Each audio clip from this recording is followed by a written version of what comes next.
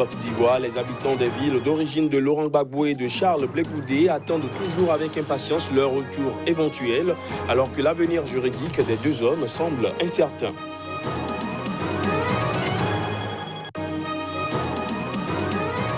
Au Nigeria, au moins 10 soldats de l'armée ont été tués et 9 grièvement blessés après l'attaque d'un convoi militaire dans le nord-est du pays, une attaque attribuée au groupe djihadiste Boko Haram.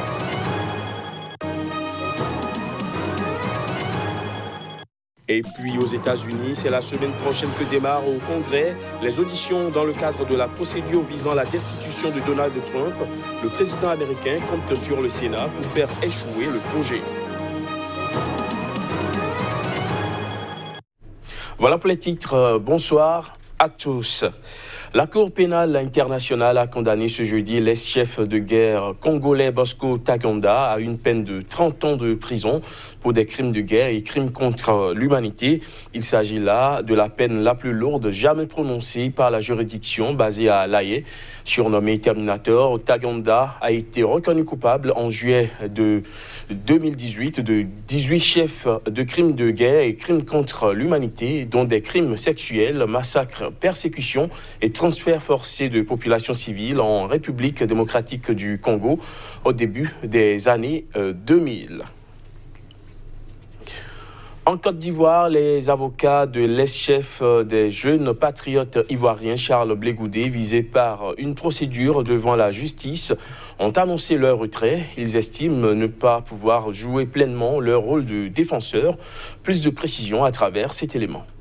Charles Blé Goudé est poursuivi en Côte d'Ivoire pour crimes contre les populations civiles et les prisonniers de guerre. Une procédure devant la chambre d'instruction du tribunal d'Abidjan qui, après analyse, pourrait ou non transmettre l'affaire pour un procès aux assises. Nous nous sommes déportés de ce dossier parce qu'il y avait une pièce maîtresse qui concernait le transfèrement de Charles Blé Goudé à la Cour pénale internationale le 21 mars 2014 et qui ne s'y trouvait pas la dernière fois, explique Maître Claver Ndri, l'un des défenseurs de Blé Goudé. Cette pièce nous a été remise le mardi 5 novembre à 12h26, alors que l'heure limite de dépôt du mémoire étant fixée à 15h du même jour, il était matériellement impossible aux avocats de déposer leur mémoire, a-t-il poursuivi. Nous avons donc sollicité un autre rendez-vous à une semaine qui nous a été refusé. Charles Blé Goudé, acquitté en première instance de crimes contre l'humanité par la CPI, est actuellement en liberté conditionnelle aux Pays-Bas en attendant l'examen de l'appel à la procédure par la CPI. La justice ivoirienne, qui avait abandonné sa souveraineté au profit d'une juridiction internationale, se saisit à nouveau du dossier pour connaître de ces mêmes faits comme par extraordinaire, s'est étonné l'avocat. Élu en août à Abidjan à la tête de son parti, Blé Goudé, qui a reconnu avoir des ambitions présidentielles à long terme, était dans les années 2000 surnommé le général des rues pour sa capacité à mobiliser les partisans du président de l'époque, Laurent Gbagbo, grâce au mouvement des jeunes patriotes. En tout cas, moi, monsieur le président. Restons en Côte d'Ivoire alors que l'avenir juridique de l'ancien président ivoirien Laurent Gbagbo et de Charles Blé Goudé est incertain. Les habitants de leur ville d'origine attendent toujours avec impatience leur retour. Les deux hommes sont au cœur de procédures judiciaires en cours à La Haye concernant des allégations de crimes contre l'humanité commis pendant la période de turbulence et de violence qui a suivi les élections en 2010-2011. Reportage. L'éventuel retour en Côte d'Ivoire de l'ex-chef d'État Laurent Gbagbo, souvent annoncé par ses partisans, apparaît désormais comme un véritable serpent de mer dans un contexte plutôt tendu. Malgré toutes les incertitudes, à Mama, village natal de l'ancien chef d'État, situé dans le sud-ouest, les 5000 habitants croient dur comme fer au retour de l'enfant du terroir. Dans les hameaux, dans les champs, on ne parle que de son retour. Totalement, il manque au village, il manque, non seulement il manque à Mama, mais à toute la région. Toute la région, je vous dis. Gbagbo manque à toute la région. Plus les autres sous-préfectures, préfectures, tout, Gbagbo manque. Même à Abidjan, Gbagbo manque. Depuis que Laurent a appris que le fils de Laurent Gbagbo a été acquitté, depuis ce temps, le village l'attend pour l'accueillir à bras ouverts. À bras ouverts. Jusqu'à présent, nous l'attendons. On l'attend. À 50 km de Mama, plus précisément à Takwa, village de Blegoudé, on attend également avec espoir son retour. Les nouvelles que nous avons de lui sont ambiguës, très ambiguës, en ce sens que nous savions qu'il était à La Haye, Blegoudé. On savait que Blegoudé était à La Haye, et puis après, on a dit qu'il est sorti de la prison. Et puis on apprend que lui, on l'attendait ici, on dit qu'il ne peut pas venir ici, Blegoudé ne peut pas venir ici. Bon, qu'est-ce qui se passe réellement? Nous, on dit, on demande pardon. On demande pardon. C'est vrai, il a commis des crimes. Parce qu'on ne peut pas être au niveau où il était et puis dire qu'on est blanc comme neige. Il a certainement dû commettre des crimes. Il y a des gens qui ont commis des crimes. On a pris des lois d'amnistie. Je souhaiterais que cette mesure d'amnistie soit prise aussi à son encontre pour encourager la paix, pour encourager la réconciliation. En liberté conditionnelle en Belgique, Laurent Gbagbo a été acquitté en première instance ainsi que Charles Blegoudé par la Cour pénale internationale. Mais ils doivent attendre la décision de la Cour concernant l'appel de la procureure. Un retrait progressif des casques bleus de l'ONU de la République démocratique du Congo a pour la première fois été suggéré. Ceci en dépit d'une violence persistante, comme en témoigne la mort de 10 civils tués mardi dernier par des miliciens dans la région de Beni, à l'est du pays. L'ONU pourrait prochainement réfléchir à retirer progressivement ces unités de casques bleus de la République démocratique du Congo, où la violence persiste et menace la relative stabilisation depuis l'investiture du président Félix Tshisekedi. C'est ce que préconise le rapport d'un expert indépendant qui a été remis au Conseil de sécurité. Réalisé après une revue stratégique de la mission, le rapport de la MONUSCO préconise un retrait des forces onusiennes et en fixe le cadre alors que le mandat de la mission des Nations Unies au Congo doit être renouvelé en décembre 2019.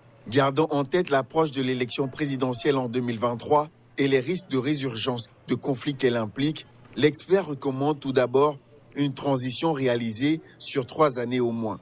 En 2020, 16 000 casques bleus pourraient toujours patrouiller en RDC. Puis, les troupes stationnées dans les provinces de Tanganyika et du Kasaï pourraient se retirer dès 2021. Il ne resterait plus de soldats que dans le Kivu et l'Ituri. Et enfin, en 2022, ceux-ci pourraient quitter la RDC. Se penchant sur la question, le secrétaire général de l'ONU, Antonio Guterres, reste toutefois prudent et conscient des défis qui attendent le président Félix Tshisekedi entre le virus Ebola et les conflits intercommunautaires dans le nord, le sud, Kivu et l'Ituri. Il a rappelé au Conseil de sécurité qu'il n'était pas obligé de suivre les recommandations de ce rapport. Au Nigeria, au moins 10 soldats de l'armée ont été tués et 9 grièvement blessés après l'attaque d'un convoi militaire dans le nord-est du pays. Cette attaque, confirmée par des sources militaires, est attribuée au groupe djihadiste Boko Haram. Les détails. L'armée nigériane a perdu 10 hommes dans des combats intenses contre les terroristes qui ont tendu une embuscade aux soldats. 9 autres ont été blessés et 12 sont toujours portés disparus. Le convoi a été attaqué ce mercredi à 6h45 GMT alors qu'il retournait sur sa base à Damboa, dans l'état de Borno à 88 km de Maïdougouri. Les échanges de tirs ont duré près d'1 heure et 9 combattants du groupe djihadiste ont également été tués. La ville de Damboa, qui se situe à la frontière avec la forêt de Sambisa, est la région de repli de la faction de Boko Haram dirigée par le leader historique Aboubakar Shekau.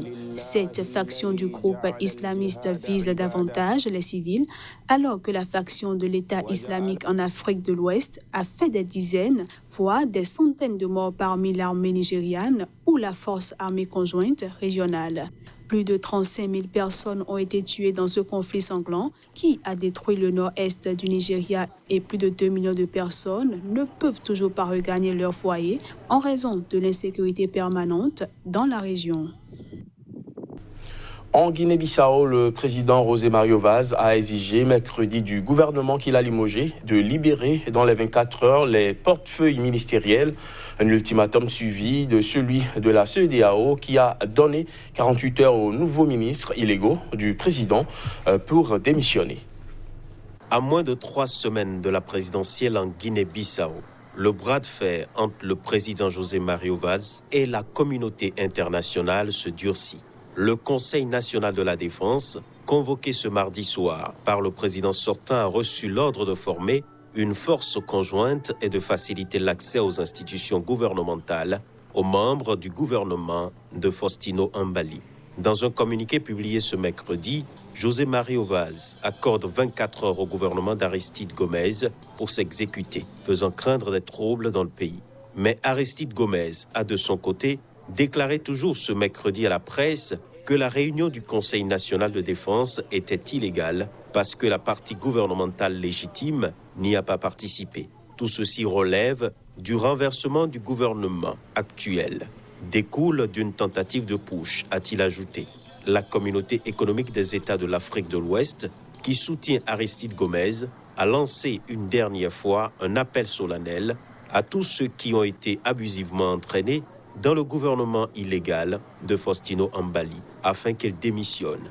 Les gens qui sont dans le gouvernement disposent encore de 48 heures pour faire connaître leur décision de démission à la CEDEAO en Guinée-Bissau, a déclaré le représentant de l'organisation ouest-africaine à Bissau, Blaise Diplo.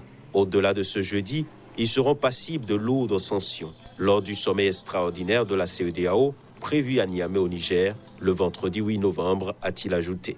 Ouverte le 2 novembre dernier, la campagne électorale se poursuivra jusqu'au 22 novembre prochain, avec 12 candidats en lice, dont le président sortant, José Mario Vaz. Hors du continent africain et plus précisément aux États-Unis, c'est la semaine prochaine que démarrent au Congrès les auditions publiques dans le cadre de la procédure visant la destitution de Donald Trump. Le président américain, qui ne s'avoue pas vaincu, compte sur le Sénat pour faire échouer la procédure. Reportage. Après plus d'un mois d'audition à huis clos, l'enquête lancée par les démocrates au Congrès américain dans l'espoir de destituer Donald Trump entrera dans une semaine dans une nouvelle phase. En effet, ce sera le début des témoignages publics dans l'affaire ukrainienne. Ces auditions, retransmises à la télévision, débuteront le 13 novembre. Elles seront l'occasion pour les Américains de jauger les témoins par eux-mêmes, de décider de leur crédibilité, mais aussi de découvrir les informations de première main sur les méfaits du président, a déclaré le chef démocrate de la commission du renseignement de la Chambre des représentants, Adam Schiff. L'objectif est maintenant connu, prouver que le président des États-Unis a connu un abus de pouvoir en conditionnant le dégel d'une aide militaire promise à Kiev à l'ouverture d'enquêtes visant notamment le démocrate Joe Biden, bien placé pour affronter le milliardaire républicain dans la course à la Maison-Blanche dans un an.